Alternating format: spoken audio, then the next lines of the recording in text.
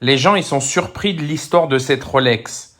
Mais soyez pas surpris parce que de base, la Rolex, là, elle a été trouvée au fond de l'océan en Australie par un plongeur. Ok?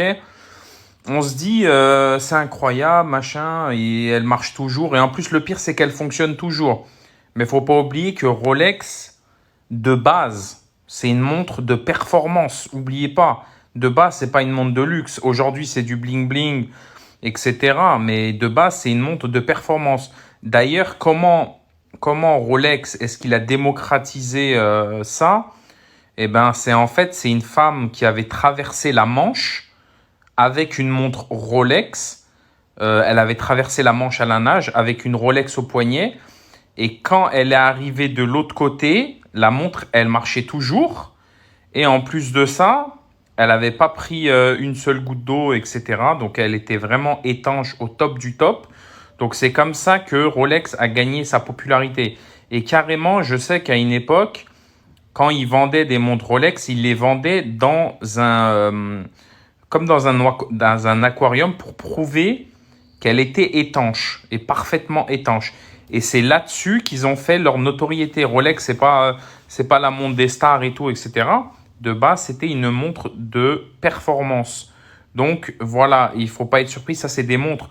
Vous pouvez investir dans une Rolex. Dans 10, 15, 20, 30 ans, 50, 100 ans, ce sera toujours une montre en bon état parce qu'elles sont extrêmement performantes. La vitre, je sais plus comment on appelle ça, le nom parfait, mais c'est ultra résistant. Franchement, c'est vraiment de la qualité incroyable.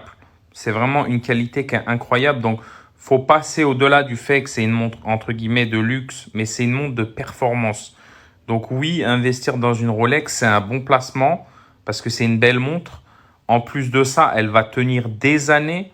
Et en plus de ça, elle est performante. C'est-à-dire que vous pouvez nager avec, vous pouvez partir à la guerre, vous pouvez faire ce que vous voulez.